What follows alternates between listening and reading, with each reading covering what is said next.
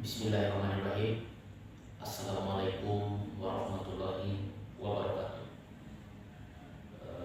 Perkenalkan, nama saya Mirza Mahadewa dengan NIM 2021-12004, program studi teknologi pengolahan hasil perkebunan kelapa sawit.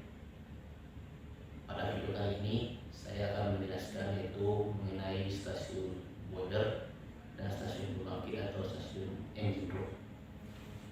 Mari kita mulai.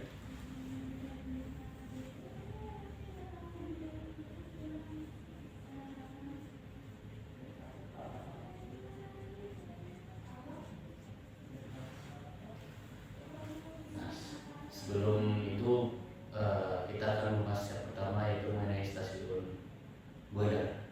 Stasiun boiler sendiri yaitu merupakan stasiun yang berfungsi untuk menghasilkan uap steam, di mana steam ini nantinya akan digunakan dan dimanfaatkan yaitu untuk proses pengolahan dari kelapa sawit, baik itu untuk perebusan, pemakanan kernel ataupun untuk proses progeninya. Nah, langsung aja kita gambarkan sketsa dari boiler itu sendiri.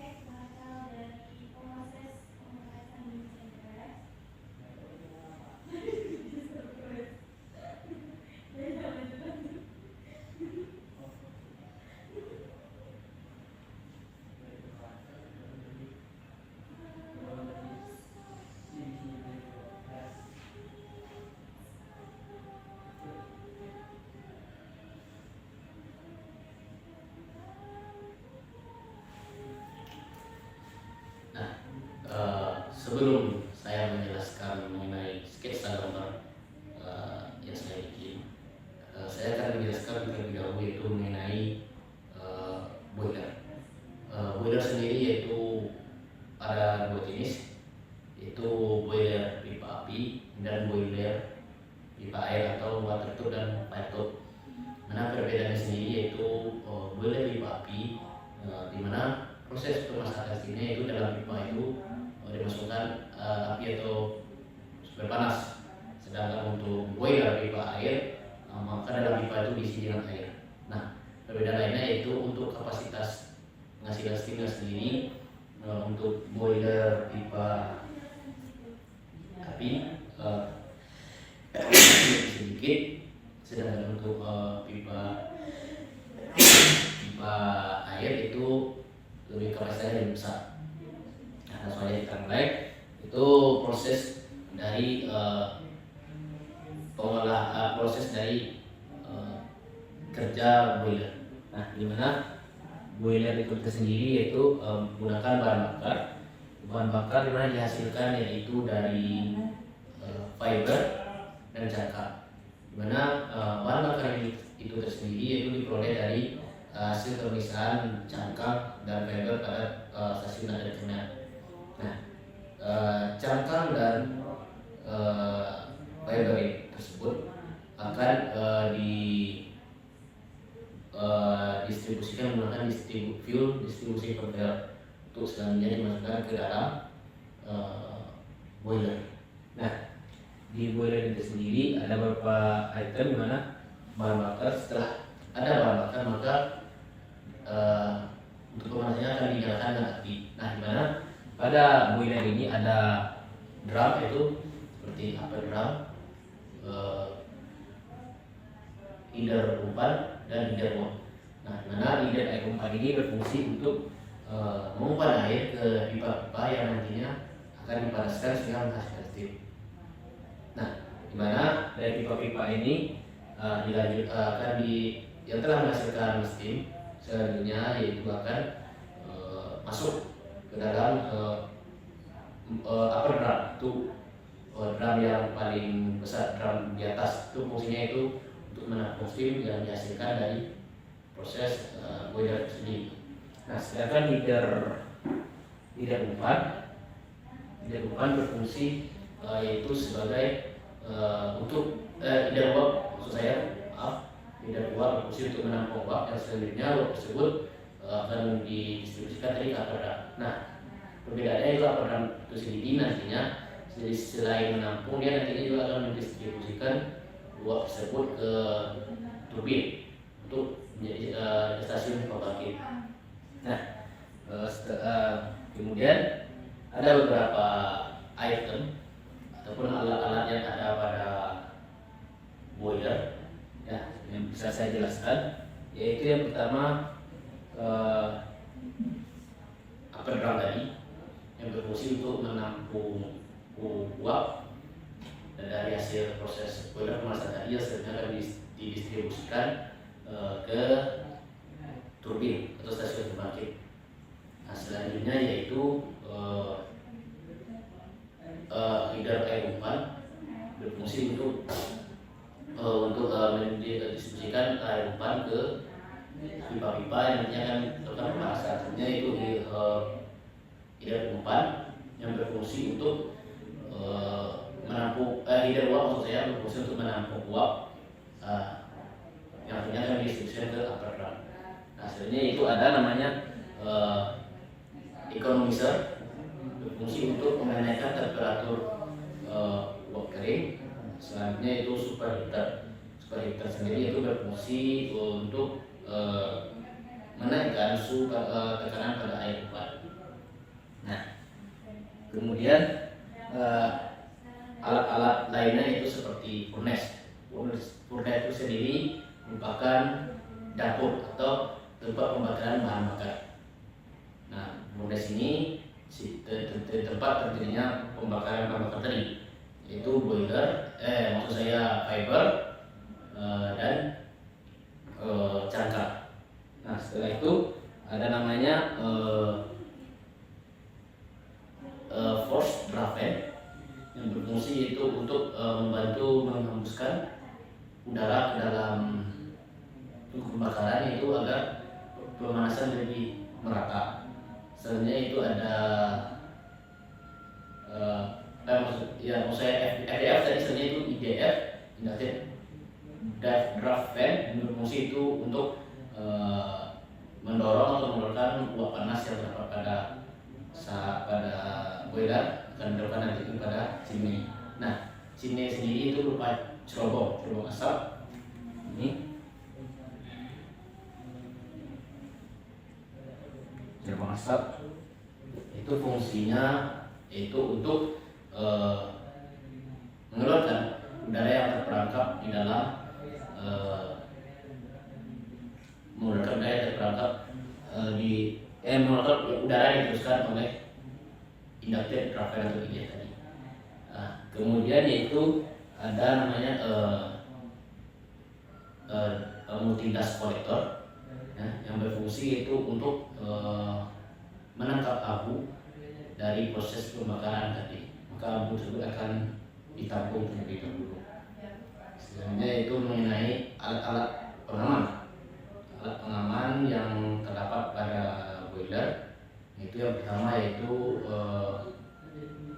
pressure gauge untuk melihat seberapa kuat atau tinggi tekanan pada boiler. Selanjutnya yaitu gelas pembuka berfungsi untuk melihat kadar level air pada di atas itu tidak boleh kurang. Selanjutnya itu ada main stop valve, yaitu valve yang berfungsi itu untuk menutup laju aliran ke turbin. Jadi pada saat proses pemasakan, jadi agar uap yang masih mengalir tidak masuk ke dalam turbin, nantinya dapat merusak turbin. Selanjutnya itu ada safety valve. Safety valve sendiri itu berfungsi itu untuk sebagai alat pengaman. Itu apabila tekanan berlebih pada boiler, dia akan keluar dari safety valve tersebut. Selanjutnya itu mengenai troubleshooting yang terjadi pada stasiun boiler. Yang pertama yaitu dari bahan bakar. Dari bahan bakar yang dihasilkan itu bisa berkurang. Kemudian fiber tidak mencukupi ataupun cangkang tidak mencukupi untuk pembakaran, sehingga steam yang dihasilkan pun sedikit dan tidak tercapai. Selanjutnya yaitu mengenai pipa-pipa yang ada di dalam boiler, yaitu seperti mengalami kebocoran dan adanya seperti kerak, deposit dan lain sebagainya, yang mana hal ini dapat menyebabkan terhambatnya proses pemanasan pada pipa-pipa tersebut, sehingga air yang seharusnya masak jadi uap, jadi tidak menjadi uap. Nah, selanjutnya yaitu ke fan besarnya seperti post draft fan dan IDF, di mana jika salah satu ataupun keduanya ada rusak, apabila ini cukup fatal, itu dapat mengganggu proses kinerja dari boiler itu sendiri, sehingga mungkin harus di stop, tidak bisa beroperasi, kurang lebih seperti itu. Nah, selanjutnya yaitu dinding boiler atau bata boiler atau firebridge dari boiler sendiri sudah retak ataupun roboh, di mana itu juga dapat menyebabkan troubleshooting, baik itu pada saat proses ataupun hal-hal lain yang menyangkut ke maintenance-nya. Selanjutnya yaitu mengenai alarm, sirine atau alarm yang tidak berfungsi. Mana sinyal ini juga termasuk hal yang penting, ya, yaitu untuk mengetahui jumlah air yang ada di atas berdasarkan tiga warna. Jika sirine ini tidak aktif, juga dapat menyebabkan troubleshooting yang cukup fatal. Selanjutnya yaitu kompresor yang tidak berfungsi juga, dalam artian kalau tidak berfungsi masih terdapat air ataupun tekanan yang dihasilkan untuk membuka valve tidak cukup, sehingga menyebabkan valve yang seharusnya bisa terbuka menggunakan kompresor tidak bisa terbuka. Nah, selanjutnya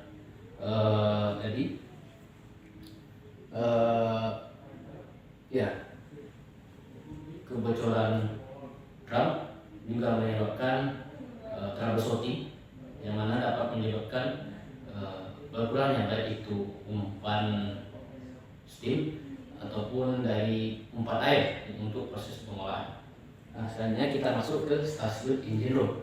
Stasiun engine room itu kita ada namanya turbin.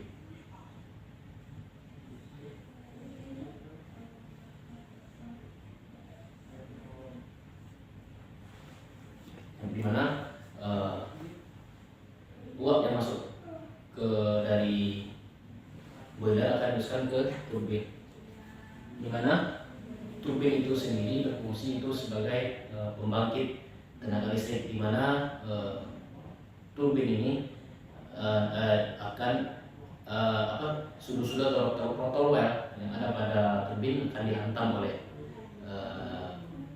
steam, karena tidak akan menyebabkan berputar, sehingga perputaran ini nantinya akan menghasilkan steam pada turbin tersebut, menghasilkan energi listrik.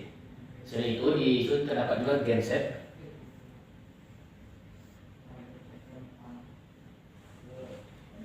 Genset sendiri berfungsi sebagai pembangkit listrik juga, dan sebagai alat untuk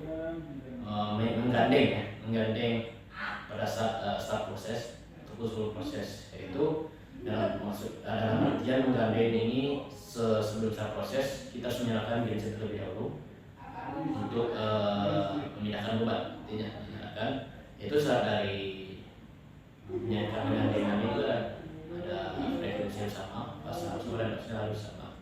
Setelah sama, saat terpenuhi ketiganya baru bisa digandeng. Setelah mau start proses begitu juga, jika mau menghentikan turbin maka beban dipindahkan dulu ke genset. Jadi setelah itu baru bisa dimatikan. Nah, Habis dari turbin, steam akan diteruskan ke BVV. BVV.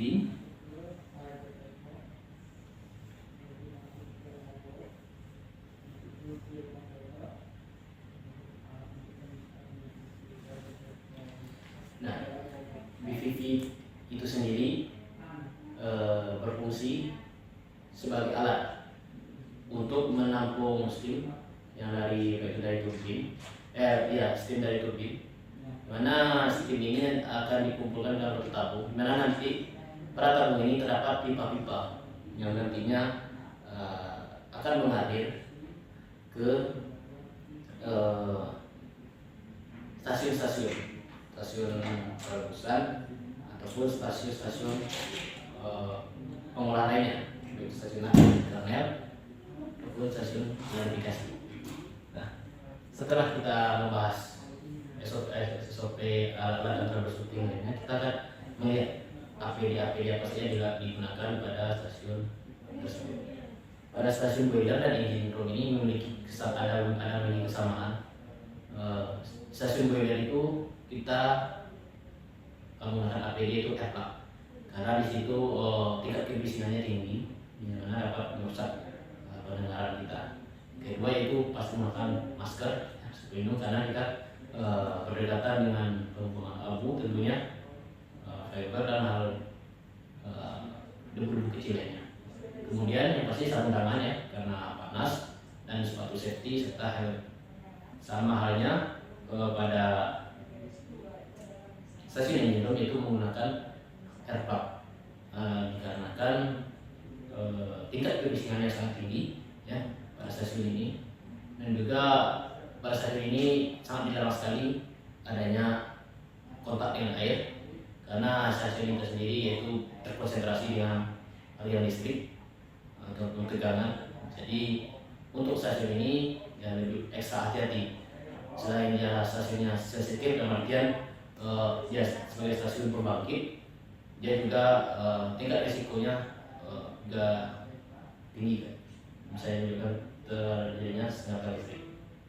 Nah, mungkin sekian penjelasan saya mengenai stasiun boiler dan engine room. Terlebih dan terkurangnya saya mohon maaf. Saya sudahi. Wabillahi taufiq wal hidayah. Wassalamualaikum warahmatullahi wabarakatuh.